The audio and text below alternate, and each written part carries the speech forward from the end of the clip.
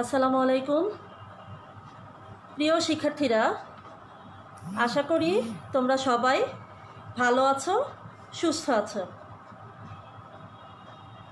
শিক্ষার্থী বন্ধুরা, সরকার কর্তৃক দেয়া যে স্বাস্থ্যবিধিগুলো, তোমরা নিশ্চয়ই সেই স্বাস্থ্যবিধিগুলো যথাযথভাবে মেনে চলছো। আর ঘরে থাকো বা বাইরে বের হও, যেখানেই থাকো না কেন, অবশ্যই নিরাপদে থাকবে। তো প্রিয় শিক্ষার্থীরা, আমিও আল্লাহ পাকের অশেষ রহমতে ভালো আছি, সুস্থ আছি, আলহামদুলিল্লাহ। শিক্ষার্থী বন্ধুরা, আমাদের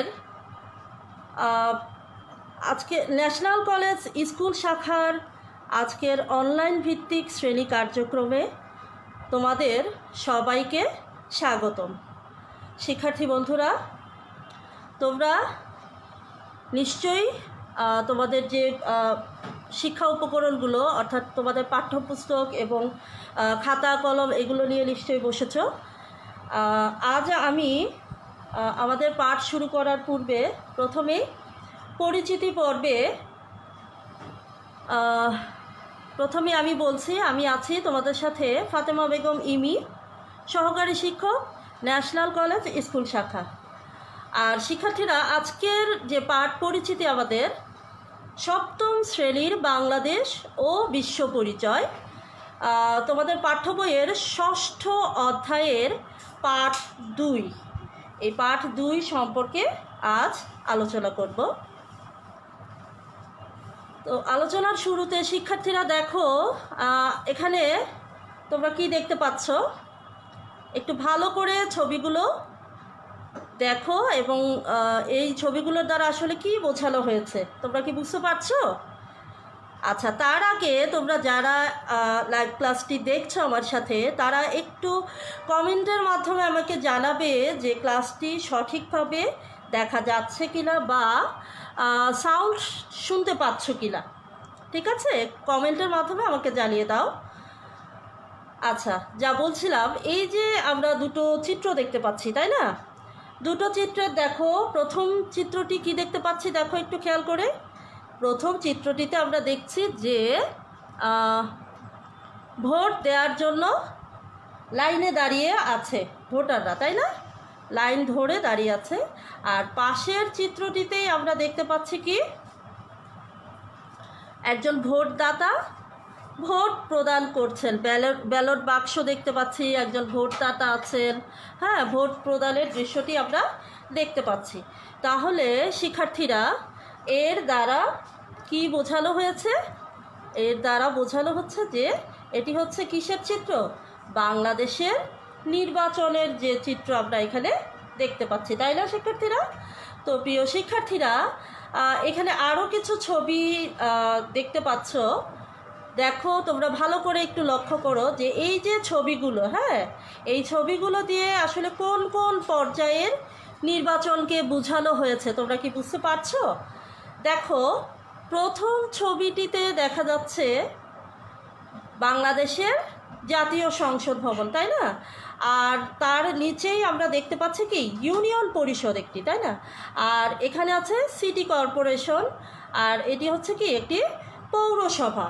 তো শিক্ষার্থী বন্ধুরা, তোমরা কি বুঝতে পারছো যে এর দ্বারা, এই যে ছবিগুলোর মাধ্যমে কোন পর্যায়ের নির্বাচনকে বোঝানো হচ্ছে? হ্যাঁ শিক্ষার্থীরা, এখানে বাংলাদেশের জাতীয় ও আঞ্চলিক পর্যায়ের যে নির্বাচন হয়, সেই বিষয়টাই কিন্তু এখানে বোঝানো হয়েছে। আচ্ছা, তাহলে শিক্ষার্থীরা, আমাদের আজকের পাঠটি নিশ্চয়ই তোমরা এতক্ষণে বুঝতে পেরেছ। আমাদের আজকের পাঠ হলো বাংলাদেশের জাতীয় ও আঞ্চলিক পর্যায়ের নির্বাচন। তোমাদের পাঠ্য বইয়ের, বলেছি আমি কিছুক্ষণ আগেই, যে পাঠ্য বইয়ের ষষ্ঠ অধ্যায়ের পাঠ 2 সম্পর্কে আজ আলোচনা করব। তো প্রিয় শিক্ষার্থীরা, শুরুতেই আমি এর আগে তোমাদের এই নির্বাচনের এই অধ্যায়ের উপরে আমার প্রথম যে ক্লাসটি ছিল সেখানে কিন্তু আমি নির্বাচন কি, তারপরে কয় ধরনের নির্বাচনের যে পদ্ধতি, তারপরে কয় ধরনের নির্বাচন হয়ে থাকে সেগুলো সম্পর্কে আলোচনা করেছিলাম। তো শিক্ষার্থী বন্ধুরা, তারপরও আমি তোমাদেরকে একটু মনে করিয়ে দিচ্ছি যে এই যে নির্বাচনটা আসলে কি ছিল। তোমাদের কি মনে আছে? নির্বাচন হলো একটি সাংবিধানিক প্রক্রিয়া, তাই না? এইটি এমন একটি সাংবিধানিক প্রক্রিয়া যার মাধ্যমে দেশের ভোটাধিকার প্রাপ্ত সকল নাগরিক ভোট প্রদানের মাধ্যমে কী করে রাষ্ট্রের শাসন কার্য পরিচালনা করার জন্য প্রার্থী বা প্রতিনিধি বাছাই করে থাকে। ঠিক আছে শিক্ষার্থী বন্ধুরা?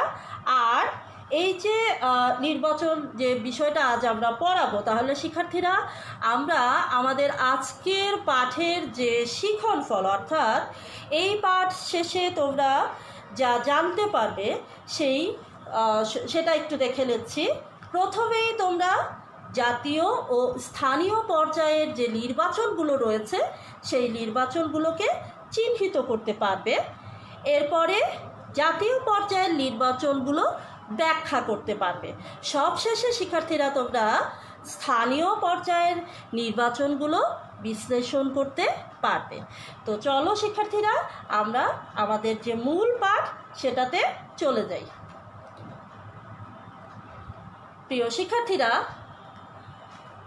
আমরা এখানে দেখতে পাচ্ছ যে জাতীয় পর্যায়ে নির্বাচন। তো এর আগে আমি আরেকটু বলতে চাই যে আমাদের দেশে যে জাতীয় এবং স্থানীয় এই দুটো পর্যায়ে কি নির্বাচন, এই দুটো পর্যায়ে নির্বাচনের মাধ্যমে কিন্তু বাংলাদেশের মানুষ তাদের প্রতিনিধি নির্বাচন করে থাকে। ঠিক আছে? আর এই যে নির্বাচিত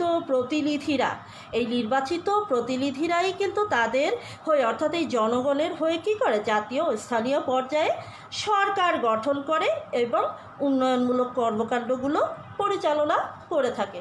তো এই পর্যায়ে আমরা জানব এই যে জাতীয় পর্যায়ের যে নির্বাচন। ঠিক আছে? জাতীয় পর্যায়ের নির্বাচনটা কি? এই জাতীয় পর্যায়ে বাংলাদেশের যে নির্বাচন হয়ে থাকে এখানে কিন্তু 3 ধরনের নির্বাচন অনুষ্ঠিত হয়। শিক্ষার্থীরা তোমরা লক্ষ্য করে দেখো, জাতীয় পর্যায়ে কয় ধরনের নির্বাচন হয়? 3 ধরনের নির্বাচন হয়ে থাকে। প্রথমটি হচ্ছে, দেখো, প্রথমটি কি জাতীয় সংসদ নির্বাচন, তারপরে দ্বিতীয়টি হচ্ছে রাষ্ট্রপতি নির্বাচন, আর তৃতীয় নির্বাচনটি হচ্ছে কি গণভোট। তো আমরা এখন এই জাতীয় পর্যায়ের 3টি নির্বাচন সম্পর্কে বিস্তারিতভাবে জানব। শিক্ষার্থীরা, প্রথমেই আমি তোমাদেরকে জাতীয় পর্যায়ের যে নির্বাচন, এই জাতীয় পর্যায়ে নির্বাচন সম্পর্কে বলছি। বাংলাদেশের জাতীয় পর্যায়ে যে 3 ধরনের নির্বাচন হয়ে থাকে তার মধ্যে প্রথম যে নির্বাচনটি সেটি হচ্ছে কি জাতীয় সংসদ নির্বাচন। ঠিক আছে? তো এই যে জাতীয় সংসদ নির্বাচন, বাংলাদেশের আইনসভার নামই হচ্ছে কি জাতীয় সংসদ। আর এই যে জাতীয় সংসদ, এর সদস্য সংখ্যা কত জানো তোমরা? এর সদস্য সংখ্যা হচ্ছে 350 জন। দেশব্যাপী সকল প্রাপ্তবয়স্ক নাগরিকেরা কী করে সরাসরি ভোটের মাধ্যমে জাতীয় সংসদের 300টি আসনের কি সদস্যকে নির্বাচিত করে থাকে। ঠিক আছে? আর এই যে নির্বাচিত সদস্যগণ, এই যে 300টি আসনের নির্বাচিত সদস্যগণ, তারা আবার কি করে নিজেরাই ভোট দিয়ে জাতীয় সংসদের যে 50টি সংরক্ষিত মহিলা আসন রয়েছে সেই মহিলা আসনের জন্য সদস্য নির্বাচন করেন। আর এলাকাভিত্তিক নির্বাচিত হলেও জাতীয় সংসদের 350 জন সদস্যই কিন্তু সমগ্র দেশের প্রতিনিধিত্ব করে থাকেন শিক্ষার্থীরা। আর এই যে তারা কি করেন, দেশের যে আইন প্রণয়ন করেন এবং অন্যান্য নীতি নির্ধারণী সিদ্ধান্তগুলো নিয়ে থাকেন। জাতীয় সংসদ সদস্যদের মধ্য থেকেই সংখ্যাগরিষ্ঠ সদস্যের সমর্থনে দেশের সরকার গঠিত হয়ে থাকে, যেটি আমি এর আগে আমার যে প্রথম ক্লাসটিতে কিন্তু খুব ভালোভাবে বুঝিয়ে দিয়েছিলাম। তো এই যে এইসব দিকগুলো বিবেচনা করলে জাতীয় পর্যায়ে আমাদের সবচেয়ে গুরুত্বপূর্ণ নির্বাচন কিন্তু এই জাতীয় সংসদ নির্বাচন। প্রিয় শিক্ষার্থীরা, এবারে আমরা জানব বাংলাদেশের যে রাষ্ট্রপতি নির্বাচন হয়ে থাকে সেই রাষ্ট্রপতি নির্বাচন সম্পর্কে জানব। শিক্ষার্থীরা, আমরা দেখতে পাচ্ছি কি, দেখো এখানে চিত্রের মধ্যে প্রাপ্তবয়স্ক নাগরিক দেখতে পাচ্ছি, তারপরে সরাসরি ভোট প্রদানের দৃশ্য দেখছি, বাংলাদেশের একজন রাষ্ট্রপতিকে দেখতে পাচ্ছি, তারপরে কি দেখো মধ্যবর্তী প্রতিনিধি, জাতীয় সংসদের ভেতরকার যে চিত্রটি সেটি আমরা দেখতে পাচ্ছি। এই চিত্রগুলো দ্বারা আসলে তোমরা যদি আমার কথাটা মনোযোগ সহকারে শুনো তাহলে বুঝতে পারবে যে রাষ্ট্রপতি নির্বাচনটা আসলে কিভাবে হয়ে থাকে। তো রাষ্ট্রপতি নির্বাচনটা আসলে আমাদের একটি এই যে জাতীয় পর্যায়ের নির্বাচনেরই একটি অংশ, ঠিক আছে, যে তিনটি ধরন, তার দ্বিতীয়টি হচ্ছে এই রাষ্ট্রপতি নির্বাচন। তো এই নির্বাচনটি পরোক্ষ পদ্ধতিতে হয়ে থাকে। নির্বাচনের দুইটি পদ্ধতির কথা কি মনে আছে তোমাদের? প্রত্যক্ষ ছিল আর পরোক্ষ ছিল। তো এই যে রাষ্ট্রপতি নির্বাচন, এটি কিন্তু পরোক্ষ পদ্ধতিতে হয়ে থাকে শিক্ষার্থীরা। আর দেশের প্রাপ্তবয়স্ক সকল নাগরিকের সরাসরি ভোটের মাধ্যমে, এই যে চিত্রের মাধ্যমে কিন্তু বোঝে প্রাপ্তবয়স্ক যে নাগরিকেরা আছে তাদের সরাসরি ভোট প্রদানের মাধ্যমে কি হচ্ছে, এই জাতীয় সংসদের যে সদস্যরা, এই যে এখানে আমরা দেখতে পাচ্ছি যে যেটা বলেছি কিছুক্ষণ আগেও যে 300 সদস্য, এই যে সংসদের সদস্যগণ এরা এই প্রাপ্তবয়স্ক নাগরিকদের সরাসরি ভোট প্রদানের মাধ্যমে কিন্তু নির্বাচিত হয়ে থাকেন। আর এই যে জনগণের প্রত্যক্ষ ভোটে নির্বাচিত সংসদ সদস্যগণ আর জনপ্রতিনিধিগণ কি করে, ভোট দিয়ে 5 বছরের জন্য দেশের রাষ্ট্রপতি নির্বাচন করে থাকেন। তো আশা করি শিক্ষার্থীরা তোমরা বুঝতে পেরেছ যে রাষ্ট্রপতি নির্বাচনটা কি বা কিভাবে হয়ে থাকে। তো এরপরে আমরা জানব আমাদের জাতীয় পর্যায়ের নির্বাচনের আরেকটি নির্বাচন, সেটি হচ্ছে কি গণভোট। তো শিক্ষার্থীরা, এই যে গণভোট, এটাও কিন্তু জাতীয় পর্যায়েরই একটি নির্বাচন। তো এই নির্বাচনটি হচ্ছে প্রিয় শিক্ষার্থীরা দেশের যে কোনো গুরুত্বপূর্ণ যে সিদ্ধান্ত বা কোনো নীতি নির্ধারণী বিষয়ে যদি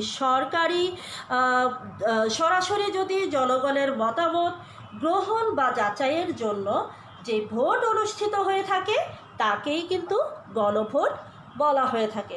আমি আবারও বলছি শিক্ষার্থীরা, দেশের কোনো গুরুত্বপূর্ণ বা নীতি নির্ধারণী বিষয়ে সরাসরি জনগণের মতামত গ্রহণ বা যাচাইয়ের জন্য যে ভোট অনুষ্ঠিত হয় তাকে গণভোট বলা হয়। যেমন সংবিধান সংশোধন, এই যে আমরা দেখতে পাচ্ছি সংবিধান সংশোধন, ঠিক আছে, এই যে বাংলাদেশের সংবিধানের ৫৫ সংশোধনীর মাধ্যমে এই গণভোটের ব্যবস্থাটা কি করা হয়েছে জানো, বাতিল করা হয়েছে। যদিও বাতিল করা হয়েছে, তবে বিশ্বের অন্যান্য দেশে কিন্তু এই যে গণভোট, এই গণভোটের ব্যবস্থাটা চালু রয়েছে। তার মানে হচ্ছে কি, আমাদের দেশে এই ব্যবস্থাটা বর্তমানে নেই, এই গণভোটের ব্যবস্থাটা। তো শিক্ষার্থীরা, আশা করি তোমরা এই গণভোটটা কি সেটাও বুঝতে পেরেছ। তো চলো আমরা আমাদের পরবর্তী যে বিষয়টি আছে সেটি একটু দেখে নিই। আচ্ছা, আমরা এতক্ষণ জানলাম কি আমাদের যে জাতীয় পর্যায়ে নির্বাচন, সেই জাতীয় পর্যায়ের নির্বাচনের যে 3টি ধরন রয়েছে সেই 3টি ধরন সম্পর্কে শিক্ষার্থীরা আমরা এতক্ষণ আলোচনা করেছি। তো তোমরা আরেকবার একটু দেখে নাও, আমরা জাতীয় পর্যায়ে 3টি নির্বাচনের কথা বলেছিলাম। প্রথমটি হচ্ছে কি জাতীয় সংসদ নির্বাচন, আর দ্বিতীয়টি হচ্ছে রাষ্ট্রপতি নির্বাচন, এবং সবশেষ নির্বাচনটি হচ্ছে গণভোট।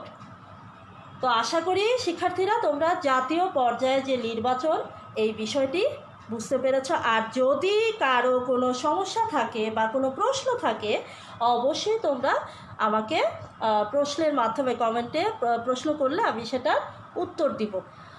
তো শিক্ষার্থীরা আমরা চলে যাচ্ছি আমাদের যে পরবর্তী বিষয়টি, সেটি হচ্ছে স্থানীয় পর্যায়ের নির্বাচন। এবার আমি আলোচনা করব স্থানীয় পর্যায়ের নির্বাচন সম্পর্কে। তো দেশের যে শাসন ব্যবস্থা এবং উন্নয়ন কর্মকাণ্ড এগুলো সুষ্ঠুভাবে পরিচালনা করার জন্য কেন্দ্রীয় সরকারের অধীনে স্থানীয় পর্যায়ে কয়েকটি প্রশাসনিক স্তর রয়েছে শিক্ষার্থীরা। যেমন মনে করো গ্রামাঞ্চলে ইউনিয়ন পরিষদ এবং উপজেলা পরিষদ আছে, আর শহরে কি আছে পৌরসভা, নগর বা সিটি কর্পোরেশন ইত্যাদি, তাই না? তো শিক্ষার্থীরা এখন আমরা এই যে স্থানীয় পর্যায়ের নির্বাচন, এই নির্বাচনটা সম্পর্কে জানবো। আচ্ছা, প্রথমে আমরা একটু দেখে নিব যে স্থানীয় পর্যায়ে কয়টি বা কী কী নির্বাচন হয়ে থাকে। প্রথমটি হচ্ছে কি ইউনিয়ন পরিষদ নির্বাচন, এরপরে দ্বিতীয় নির্বাচনটি কি দেখছি উপজেলা পরিষদ নির্বাচন, এরপর আছে পৌরসভা, তারপরে কি জেলা পরিষদ নির্বাচন। আচ্ছা, এরপরে 5 নম্বরে দেখতে পাচ্ছি সিটি কর্পোরেশন, আর সবশেষ যেটি সেটি হচ্ছে কি পার্বত্য জেলা পরিষদ নির্বাচন। তো শিক্ষার্থীরা আমরা এই যে স্থানীয় পর্যায়ের যে 6টি নির্বাচন আমরা এখানে দেখলাম, এই 6টি নির্বাচন সম্পর্কে এখন আমরা প্রত্যেকটি সম্পর্কে আলাদা আলাদাভাবে বিস্তারিত জানব। প্রথমেই আমরা জানব ইউনিয়ন পরিষদ। ইউনিয়ন পরিষদের যে বিষয়টি সেটি দেখো, এখানে আছে কি ইউনিয়ন সংখ্যা, চেয়ারম্যান সংখ্যা, সদস্য সংখ্যা, তারপর সংরক্ষিত আসন, এই ইউনিয়ন পরিষদের যে মেয়াদকাল ইত্যাদি সম্পর্কে আমরা জানবো। তো প্রিয় শিক্ষার্থীরা, ইউনিয়ন পরিষদগুলো কি সাধারণত হয়ে থাকে কি গ্রাম ভিত্তিক হয়ে থাকে, ঠিক আছে? তো বর্তমানে আমাদের দেশে মোট 4554টি ইউনিয়ন আছে। শিক্ষার্থীরা, কতটি ইউনিয়ন আছে? 4554টি ইউনিয়ন রয়েছে। আর প্রতিটি ইউনিয়ন পরিষদে একজন চেয়ারম্যান, এখানে দেখা যাচ্ছে 2 নম্বরে কিন্তু দেওয়া আছে পয়েন্ট যে চেয়ারম্যানের সংখ্যা। এখানে প্রতিটি ইউনিয়নে কিন্তু একজন চেয়ারম্যান আর 9 জন সাধারণ সদস্য এবং সংরক্ষিত আসনে 3 জন